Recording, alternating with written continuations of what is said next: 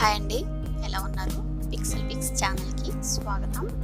ఈ వారం మన రెసిపీ వచ్చేసి ప్రోటీన్ పొడి అండి, అదే కంది పొడి. దానికి కావలసినవి ఏంటో చూద్దాము.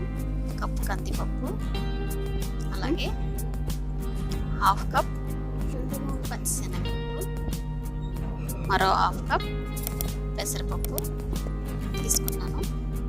అలాగే 16 ఎండుమిర్చీలు తీసుకున్నాను. ఎండుమిర్చీలు ఎవరు స్పైసీ తగ్గట్టు వాళ్ళు అడ్జస్ట్ చేసుకోవచ్చండి.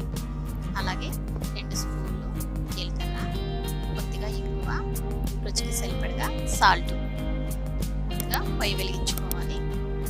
ఒక పాత్ర పెట్టుకొని పాత్ర బాగా హీట్ అయ్యాక అందులో 1 కప్పు కందిపప్పు లో ఫ్లేమ్ మీద పెట్టి మాత్రమే బాగా వేయించుకోవాలి. లో ఫ్లేమ్ మీద పెట్టాలండి, లేదంటే మాడిపోతుంది. పప్పు ఎంత దోరగా వేగితే కంది పొడి అంత టేస్టీగా ఉంటుందండి. పూర్వకాలంలో మన పెద్దవాళ్ళందరూ ఇలాంటి ఆహారాలు తిని చాలా బలంగా ఉండేవారండి.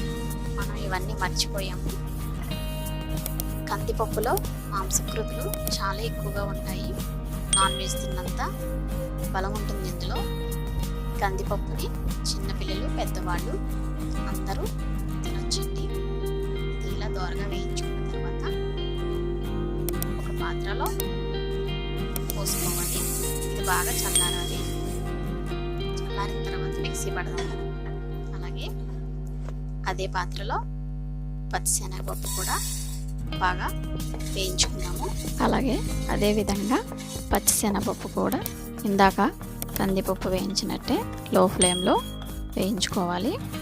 ఈ పొడులన్నీ దోరగానే వేయించుకోవాలి, లేదంటే కందిపొడి బాగుండదండి. పచ్చిశనగపప్పు కూడా వేగింది. అలాగే అదే పాత్రలో పెసరపప్పు కూడా వేయించుకోవాలి. పెసరపప్పు చాలా త్వరగా వేగిపోతుంది, 5 నిమిషాల్లో. పెసరపప్పు కూడా వేగిన తర్వాత ఇందాక మనం వేయించి పెట్టుకున్న ఆ ప్లేట్లోనే ఈ పెసరపప్పును కూడా వేసి బాగా చల్లారనిద్దాము.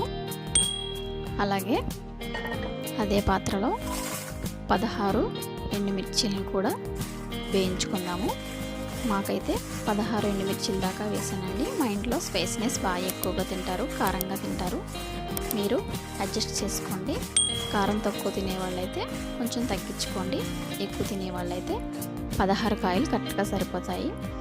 అలాగే అందులోకి 1 స్పూన్ జీలకర్ర కూడా వేసి బాగా వేయించుకోవాలి. ఎండుమిరపకాయలు మాడిపోకుండా చూసుకోండి, లేదంటే చేదు వచ్చేస్తుంది. ఎండుమిరపకాయలను కూడా లో ఫ్లేమ్ మీద పెట్టి మాత్రమే బాగా వేయించుకోవాలి. ఇప్పుడు మనం ఇవన్నీ చల్లారిన తర్వాత మిక్సీలోకి వేద్దాము. మిక్సీలోకి ఇవన్నీ వేసిన తర్వాత కందిపప్పు, పెసరపప్పు, పచ్చిశనగపప్పు కూడా వేద్దాము. అలాగే ఈ పప్పులన్నీ వేసిన తర్వాత దీంట్లోకి కొద్దిగా ఇంగువ కూడా వేద్దామండి. కొంచెం అంటే కొంచెం చిటికెడు ఇంగువ వేసుకోవాలి. అలాగే రుచికి సరిపడగా సాల్ట్ వేసుకోవాలి.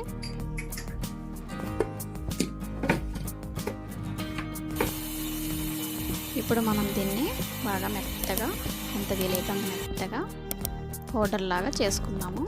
చాలా మెత్తగా ఉండాలి. ఇది పిల్లలకి చాలా బలం చేస్తుందండి. సన్నగా ఉన్న పిల్లలకి ఫస్ట్ ముద్దలో కనుక నెయ్యి వేసి పెడితే చాలా లావుగా బలంగా తయారవుతారు. మా వీడియోని ఇంతవరకు ఎవరో లైక్ చేస్తలేదండి. మా వీడియోని చూసి అందరూ లైక్ చేయండి. మా ఛానల్ని సబ్స్క్రైబ్ చేయండి. పక్కనే ఉన్న బెల్ ఐకాన్ కూడా ప్రెస్ చేయండి. Bye. Thank you for watching.